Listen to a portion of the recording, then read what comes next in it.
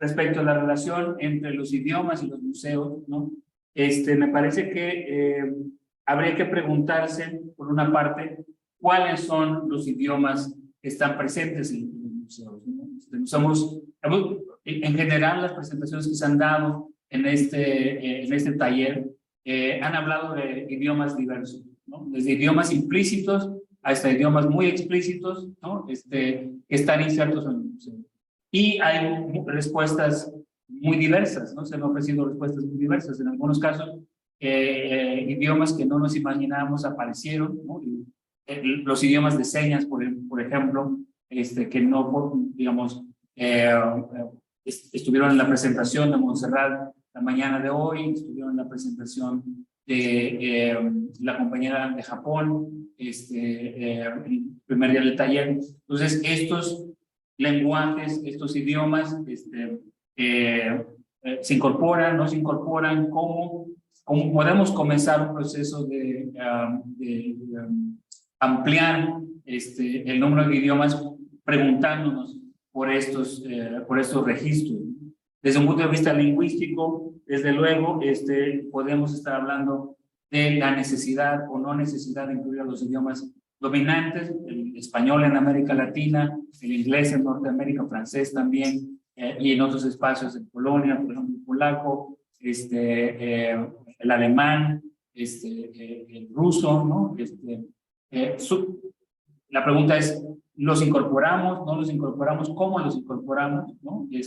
Como parte de un proceso de ir abriendo puertas. Y finalmente, algo que me parecía muy importante que señalaron por una parte Emi en su exposición y que de manera implícita ha estado también presente en muchas de las intervenciones de nuestros compañeros y compañeros, es la necesidad de que el idioma, los idiomas que se incluyan en los museos o en los espacios de memoria, sean también aquellos idiomas del cuerpo, ¿no? Los idiomas que se interpretan, que llevan consigo también una gran cantidad de información cultural, de conocimiento cultural, que cuando el idioma se reduce al texto, únicamente se pierde, ¿no? De cierta manera. Y esto está reflejado de una manera muy clara en cierto tipo de intervención. Otra pregunta llave que podemos hacernos es, al final de cuentas, los lenguajes de quién, ¿no? Hay un qué, pero también hay un quién. ¿A quién pertenecen los idiomas que se presentan, ¿no? Y en la exposición de Connell, por ejemplo, ayer, yo me preguntaba sobre el nivel de estandarización del maorí y pensaba en nuestros idiomas en México, nuestros idiomas originarios que están, digamos, envueltos todavía, involucrados en una discusión muy fuerte sobre la estandarización. No tenemos un alfabeto estandarizado, y lo cual también pues nos debería hacernos preguntar cuando incluimos estos idiomas en las exposiciones, ¿cuál es el registro que incluimos? Un registro estándar, hasta cierto punto artificialmente impuesto o artificialmente creado, o nos abrimos a variantes de prestigio, ¿no? O incluimos todas las variantes dialectales de los idiomas que nos interesa promover, y en fin, ¿no? Desde luego, desde el punto de vista de los idiomas dominantes como el castellano, hay una versión estándar que es la que predomina en las curadurías, desde el inglés también. No me imagino, bueno, quizás no, luego lo discutiremos con Cintia, pero por ejemplo no me imagino una exposición en los Estados Unidos que utilice la variante vernácula afroamericana en los textos de las exposiciones, o una versión en México del dialecto tepiteño, como que se utilizara como para explicar, ¿no? Para las descripciones de los objetos. Entonces ahí también conviene, y esto aún más pensándolo críticamente desde nuestros propios pueblos, desde Kamsá, desde el pueblo de la lluvia, ¿no? Del pueblo maya peninsular. Hay toda una discusión, ¿no? En el pueblo maya peninsular hay una versión del maya que se llama el Hachmaya, que es el maya verdadero, que es una versión purista del idioma que muy pocos hablantes nativos de maya entienden.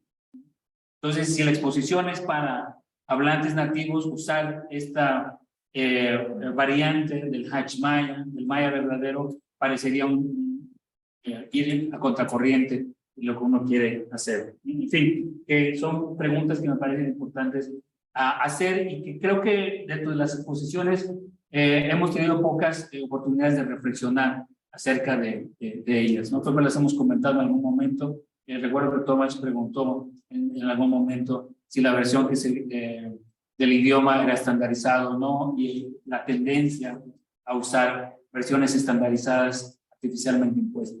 Otra pregunta que me parece crucial, para mí es crucial, ¿no? Y también entiendo para Victorino, a cierto punto, compartimos este interés de cierta manera, es sobre lo tecnológico y sobre la manera en que los idiomas son presentados en los museos. El texto, volvemos a la cuestión de la estandarización de los idiomas, presentar idiomas indígenas únicamente en texto parecería también un despropósito, ¿no? Entonces, habría que considerar críticamente si el texto se utiliza como herramienta pedagógica, mencionaba Conan respecto a las exposiciones maoríes, o si por el contrario lo que queremos hacer es facilitar que los visitantes que son hablantes o usuarios de lenguas no dominantes se puedan relacionar con las exposiciones. Y en ese sentido, ¿cuál sería la mediación, el medio, la tecnología más apropiada? Yo soy fan de las grabaciones de audio, pero más aún de las audioguías en los museos. Y notar, bueno, como usuario de museos más que como curador, es impresionante que en casi todos los museos más o menos establecidos, uno puede llegar y pedir una audioguía en casi en cualquier idioma de los dominantes que uno quiera, ¿no? Recuerdo el museo, en la Galería Nacional en Varsovia, tenía audioguías en español, desde luego polaco, ruso, alemán, francés, portugués, en fin, ¿no? Entonces cualquier persona que sea usuaria de esos idiomas puede tener una de las experiencias más significativas escuchando, viendo las piezas, y lo cual también reduce la necesidad de espacio en estos museos más establecidos. La pregunta es, ¿esto sería importante en procesos de curaduría? Desde luego, las pantallas de video se están haciendo cada vez más comunes, pero también esto plantea problemas para los que tienen limitaciones auditivas, a veces en el ambiente del salón, ¿no? Y, bueno, nueva cuenta la pregunta sobre la estandarización de la escritura de los idiomas indígenas. Finalmente, la posibilidad de vincular la exposición in situ, digamos, en el espacio. ¿Ah? De vincular, ¿no? de ligar la exposición in situ con el ciberespacio, también está presente a través de los códigos QR, ¿no? Y uno podría imaginarse un proceso de curaduría que permitiera estos viajes hipertextuales, ¿no? Estos traslados hipertextuales desde el espacio físico del museo, pero en relación con el ciberespacio. Entonces aquí hay muchas preguntas que también conviene hacerse. ¿Cuál es la tecnología más adecuada? ¿Qué es lo que permitiría? ¿Y qué es lo que se busca al final de cuentas, ¿no? Que me lleva a la cuarta pregunta llave, que es ¿por qué se incluye a los idiomas en los museos? Es simplemente un gesto vacío de inclusividad, ¿no? Pareciera, en algunos casos, no conozco, bueno, reconozco que mi experiencia en México en años recientes es muy reducida, pero la inclusión, por ejemplo, de textos, de descripciones en texto, en algunos museos etnográficos en México, si lo problematizamos desde el punto de vista de la estandarización, pareciera un gesto fútil, ¿no? O sea, simbólico sí, de mucho poder, pero de poca efectividad en términos de del involucramiento de los hablantes de las lenguas a las que estos gestos pretenden servir. Entonces, si la razón es inclusividad como un gesto público, bueno, eso tiene desde luego sus limitantes y se puede medir de distintas maneras. Hablaban, por ejemplo, en la discusión de la mañana, en la presentación de Chris Lowe, la pregunta que hacía Anthony también me hacía reflexionar sobre y hasta cierto punto algo de lo que dijo Montserrat en su momento y también la presentación sobre la curaduría de desde una perspectiva maorí me hizo pensar en otro objetivo que podrían tener las exposiciones en los museos etnográficos, que es el de repatriar conocimiento a través de los objetos, a través de los artefactos, también un poco lo que el trabajo del colectivo Kamsá en Sibundoy, ¿no? Que pretende también reconectar. Entonces, bueno, y de la repatriación a la decolonización de estas colecciones, como parte de un continuum, hasta, digamos, llegar quizás a este otro gran campo, digamos, de discusión, teorización, que es la indigenización del museo, ¿no? Que consistiría en una redefinición de la perspectiva y la práctica, ¿no? Del encuadre mismo del museo. ¿Para qué sirve el museo? Y se le puede cambiar de nombre al museo, ponerle, por ejemplo, como en el caso del Museo de Cañete, renombrar el museo y además transformarlo desde la base. Ahí, digamos que me parece que, bueno, la inclusión de las lenguas minorizadas, indígenas o minoritarias en otras partes del mundo, se tiene que, digamos, me parece una pregunta importante para hacerse como parte de, no sé, una manera de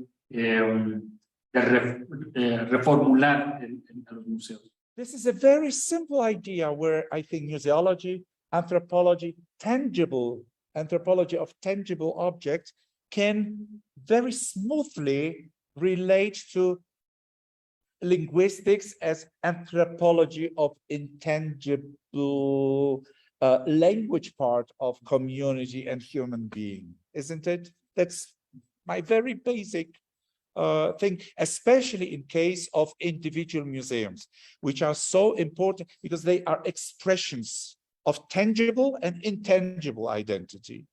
This idea of showing this ethno-linguistic parts, which can include, like in the Museum of American Indians in Washington, this exhibition about different universes, which also has a linguistic component. Well, you can perfectly, you can perfectly illustrate agglutination, polysynthesis, without using the terms. You just show the universe and the way it is described in the culture. That's my idea. Las reflexiones de estos 3 días han ocurrido a 2 niveles, ¿no? Y coincido completamente con usted. Por una parte es sobre cómo exhibir mejor ciertos procesos o ciertas historias o incluso ciertos materiales. Pero también hay una pregunta más profunda quizás sobre el sentido, tú lo formulabas como el sentido que tienen los museos, y yo lo formularía incluso de una manera más abstracta quizás, o más concreta, depende como uno lo entienda, y que tiene que ver con cómo reformulamos nuestras prácticas institucionales respecto a coleccionar y exhibir. Collecting and exhibiting, que son 2 de los componentes principales del trabajo de los museos. Y que, bueno, justo ahora lo que decía Marcelo, hay prácticas comunitarias locales de exhibición, ¿no?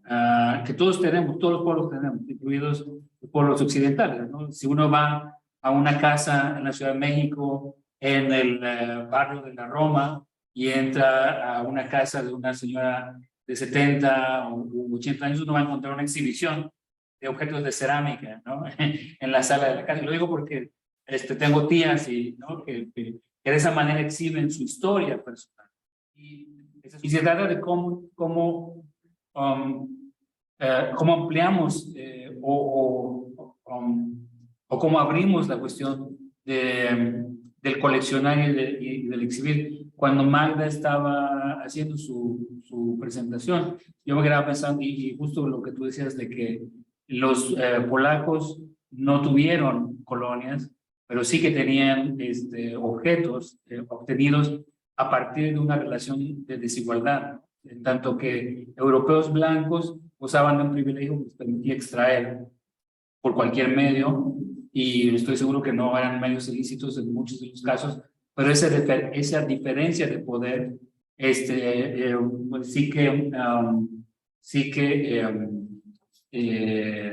ayudaba a hacer más fácil el acto de coleccionar, ¿sí? Y entonces, respecto al acto de coleccionar, pensaba en mis viajes por Polonia, Estados Unidos, Canadá, yo también he coleccionado. Y entonces,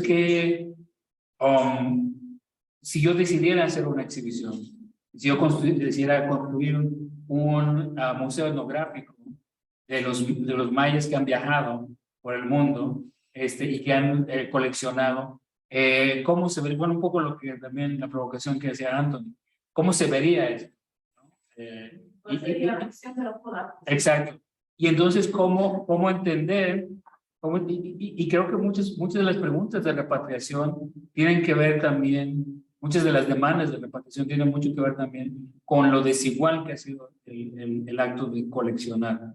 What about the husk of the museum? Does the museum become a husk? How is it supposed to work in this multi-epistemic world? If we are serious about decolonization, we need to become much more familiar with how to apply the articles contained in the UNDRIP instrument according to the epistemological and ontological precepts underlying them. And this is going to differ from community to community. It may involve abandoning or at least suspending Cartesian dualism underlying our theories of knowledge and gaining a better knowledge of those of that of others, in which consciousness is not restricted only to human beings, but to creation, and where communication occurs between object entities and beings across past and the present. We don't get it. I mean, what we get is we will do repatriation, but we'll do it as a form of restorative justice, but not understanding the implications, the indigenous implications, which are huge. And these are spoken about as objects that, you know, that museum people and that community people are not talking about, but they're part of the conversation. They're part of the conversation. They, in different ways, they imply obligations, responsibilities, temporal relation through time between the present and the future, and also kind of states in terms of, in all these cases, what is often said is, look, you know, repatriation will actually bring health to our communities. It's a form of well-being. But not only that, it will also bring health to Western communities and to the museums as well, because they're in a place that they shouldn't be. So I think if we look at repatriation, and there's two examples, I really talk only about repatriation. It's only a small part of what museums do diplomatically. But imagine how much greater the epistemological mismatch, because here there's a mismatch, there's an epistemological mismatch between museums and communities. Just imagine how that would be if we needed to look at all the other things that museums do, including exhibitions, through a different epistemological lens. Yo hablaba también de la importancia de los conocimientos no académicos. El que alguien no tenga el título de curador o curadora no quiere decir que pueda hacer un ejercicio curatorial. No quiere decir que no pueda poner o confeccionar, diseñar, planear una forma, y para eso tiene también el acompañamiento nuestro, ¿no? Cómo planear contar la historia de su pueblo a través, o la historia que decida, no necesariamente de su pueblo, del tema que se decida para la exposición. Me parece que el museo está abierto. Me parece que una forma de defender los derechos culturales de estos productores de cultura es que se involucren desde el inicio en los procesos curatoriales, museológicos, museográficos. Claro que sí, y sí creo que este museo es un espacio idóneo para ello. Y en ese sentido, bueno, una caída de 20 que ha sido, o algo que ha sido repetido a lo largo de las exposiciones, tiene que ver con la necesidad de centrar la multivocalidad como parte de la experiencia del museo etnográfico, tanto incluir voces de distintas generaciones, de distintos géneros, ¿no? De distintos sectores dentro de aquellas comunidades que están implicadas en esa formulación, y desde luego también incluir múltiples menús, ¿no? Menús en el sentido de cómo se oferta el acceso a esta herencia cultural. Otro de las caídas de 20 para mí, y que de alguna manera está presente desde hace mucho tiempo, ha sido esta necesidad de hacer explotar, de revisar, reformular, expandir, explotar de cierta manera la relación entre el sujeto y el objeto en los espacios etnográficos, ¿no? Algo de lo que habló Anthony en su momento, también un poco lo que hablaban Julie y Marcelo el día de hoy, ¿no? De que efectivamente el objeto cobre vida, o que la vida cobre objeto, de que se puedan, ¿no? Lo que exponía también en la mañana Laura, acerca de abrir esa relación, ¿no? O sea, de que el objeto cobre vida dentro de la medida de lo posible dentro de los museos, como abrirse la posibilidad de esos otros mundos a los que se pueden acceder.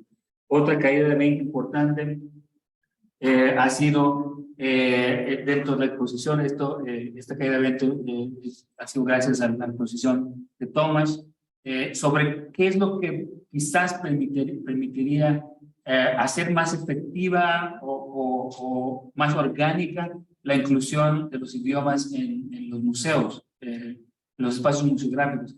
Y es a partir de la curaduría temática de los idiomas.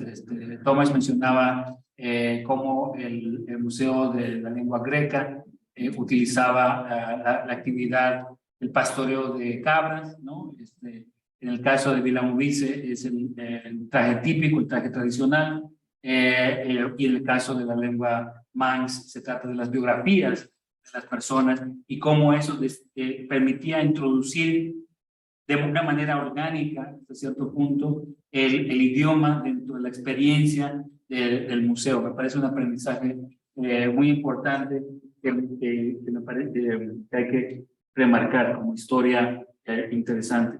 La visualidad de los lenguajes también es otra caída de 20, la necesidad de que los idiomas no solamente se lean, sino que se vean, no solo se lean y se escuchen, sino que se vean, ¿no?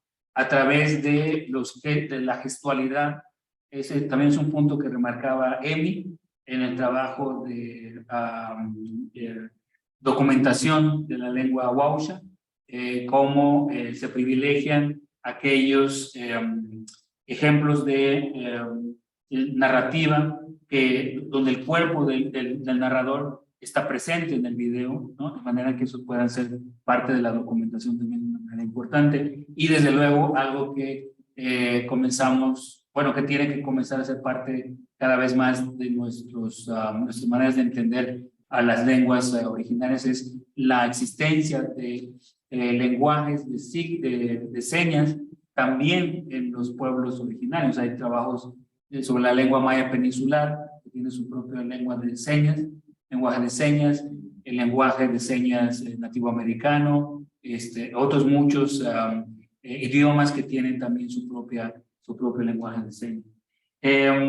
Algo que me parece muy importante es que la presencia de los idiomas en los museos también permite reflexionar sobre el contexto político en el que estos idiomas existen y que en cierta manera su visibilidad en el espacio museográfico consiste en una primera intervención política, ¿no?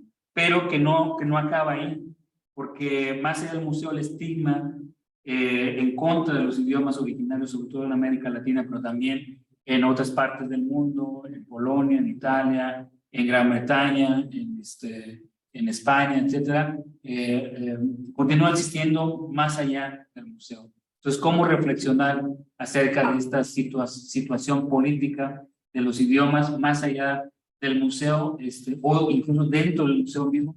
Ahí me parece que es una pregunta importante o una caída de 20 para mí, como para reflexionar, incluir historias de interés. Y finalmente, lo que se refiere a las tecnologías de presentación, ¿no? Cómo se presentan los idiomas, de nueva cuenta, audioguías, interactividad, ¿cómo se llama? Paneles, videos, ¿no? Ahí hay una serie de preguntas que nos tenemos que seguir haciendo, ¿no? Pero pareciera que también hay ejemplos muy interesantes donde uno puede ir reflexionando sobre los medios, o las mediaciones, pero también sobre las tecnologías sociales, sobre las técnicas sociales de presentación, de exposición de los idiomas dentro de los museos. Es decir, que se abran a distintos registros, que se abran a distintos dialectos, que se abran a distintas maneras de entender los idiomas, que no solamente se reduzcan a lo lingüístico, sino también en buena medida a lo performático. Y pues bueno, estas son para mí, algunas de estas caídas de 20, que gracias a esta conversación colectiva que hemos tenido durante estos 3 días, he logrado, bueno, pues construir, ¿no? Les agradezco muchísimo a todas y a todos los que han compartido su trabajo durante estos 3 días. Y bueno, no, yo quisiera que estas caídas de 20, estos insights, fueran un principio para una conversación que me gustaría abrir en este momento con todas y todos aquí y también en el espacio virtual.